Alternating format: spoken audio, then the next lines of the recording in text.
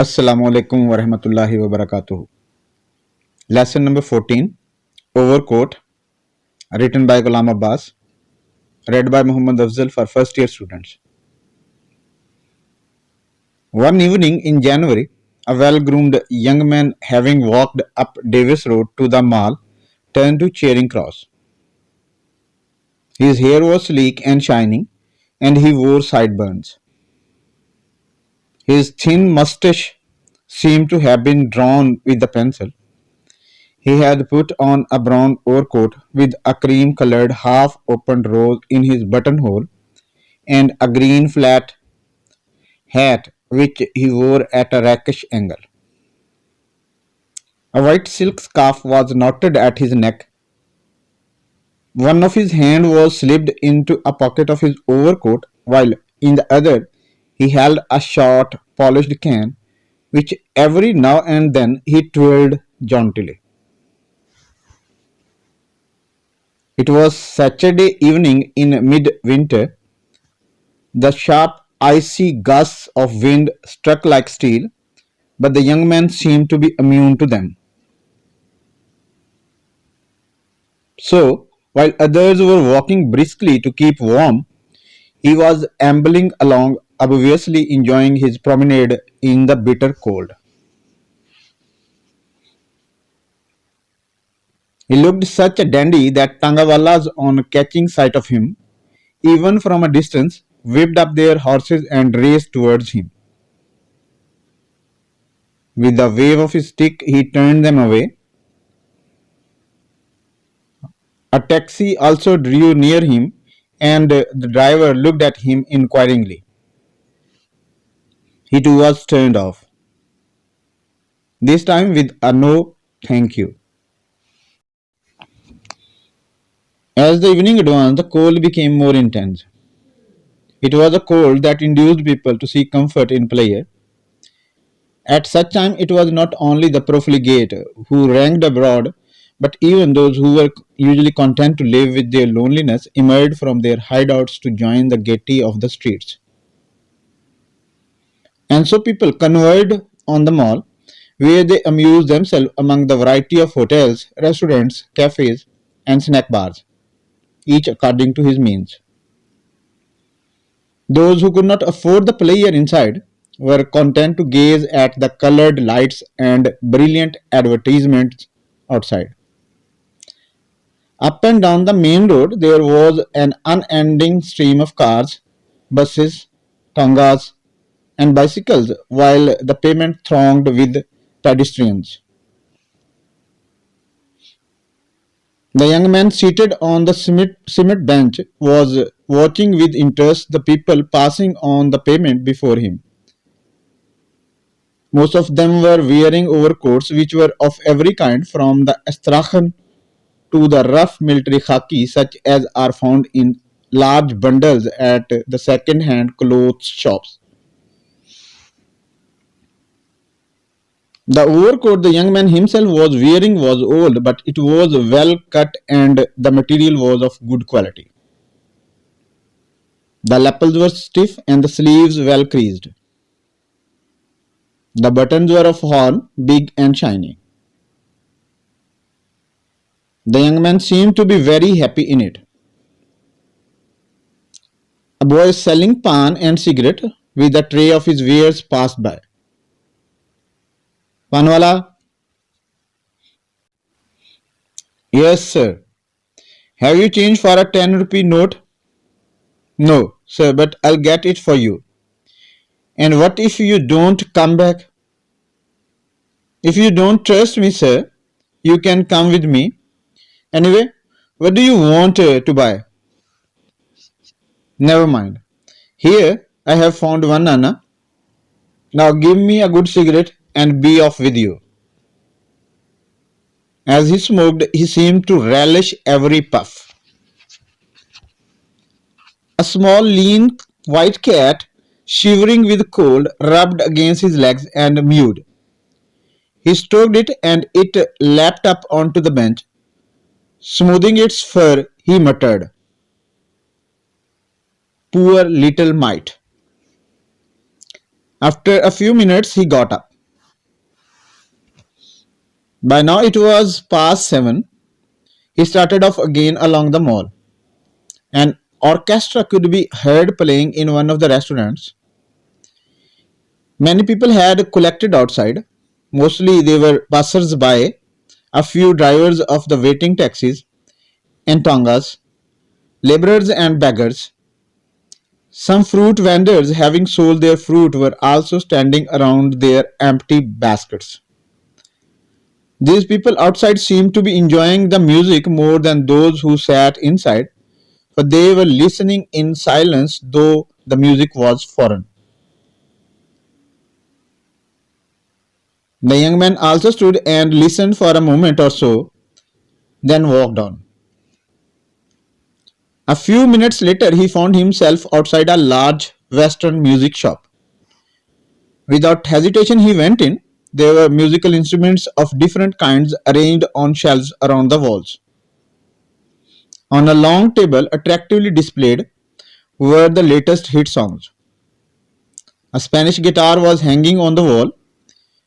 He examined it with the air of a connoisseur and studied the price label attached to it. Then a huge German piano diverted his attention. Lifting the cover of the keyboard, he played a few notes and closed it again. One of the salesmen came up. "Good evening, sir," he said. "Can I help you, sir?" "No, thank you," the young man said with an air of indifference. Then suddenly, as if remembering something, he called out, "Oh, yes, could you let me have a list of this month's gramophone records?" He slipped the list into one of the pockets of his overcoat and resumed his promenade on the mall. He stopped next at a bookstall. He picked up one or two magazines and, after a hurried glance at the content, carefully replaced them. A few yards further on, a large Persian carpet, which was hanging outside a shop, attracted his attention. The owner of the shop, wearing a long robe and a silk turban, greeted him warmly. "I just wanted to see this carpet," the young man said to the carpet dealer. "With pleasure, sir." "Oh, don't bother to take it down. I can see it quite well as it is. How much is it?" "1,432 rupees, sir." The young man frowned as if to suggest, "Oh, so much." "You have only to select, sir," said the carpet dealer amiably, "and we will reduce the price to the minimum." "Thank you so much," the young man said approvingly. "A fine carpet indeed. I'll come again sometime," and he walked away. The cream color rose which adorned the lapel of his overcoat had slipped and was about to fall. He adjusted it with a peculiar smile of satisfaction. He was now walking along the pavement near the high courts. He had been roaming about for quite a long time, but his spirits were still high. He was neither tired nor bored. At this part of the mall, the crowd of pedestrians had thinned down, and there were quite long stretches of empty pavement between one group and the other. The young man, as he went along, tried to spin his cane around one finger, but in this attempt he dropped it.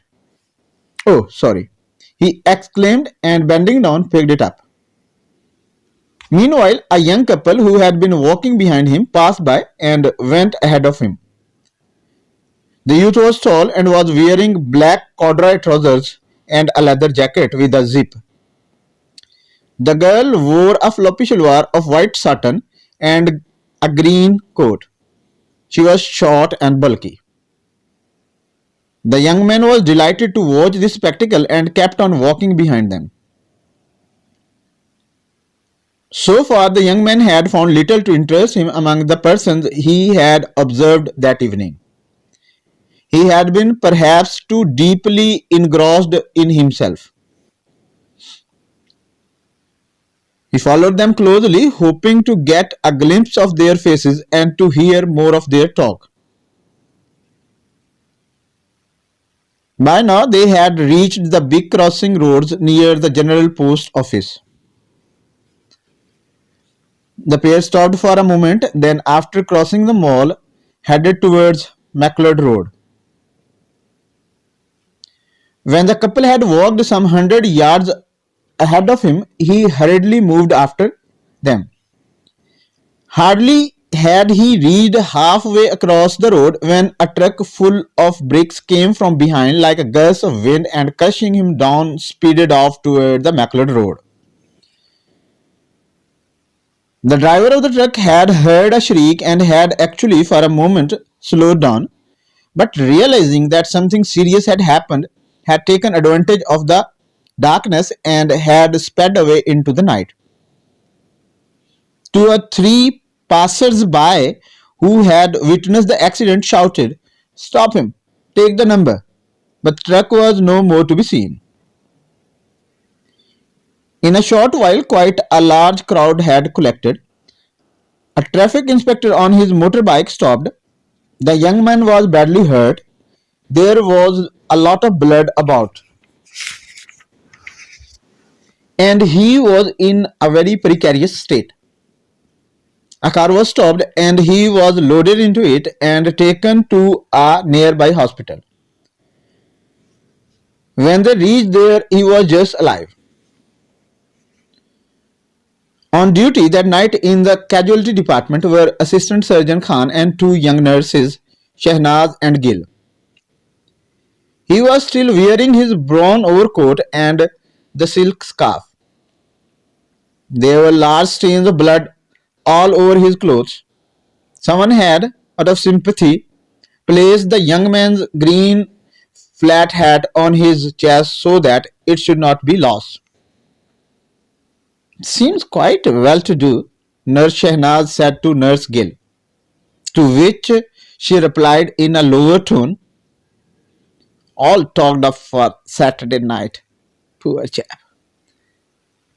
"Did they catch the driver?" "No, he got away." "What a pity." In the operating theatre, the assistant surgeon and the two nurses with their faces concealed behind masks were attending the young man. Only their eyes were visible. He was lying on a white marble table. His hair was still smooth against his temples. The strong scented oil with which he had dressed it earlier that evening still gave out a faint odor. His clothes were now being taken off. The first to be removed was the white silk scarf. Beneath the scarf there was neither a tie nor a collar, nor even a shirt.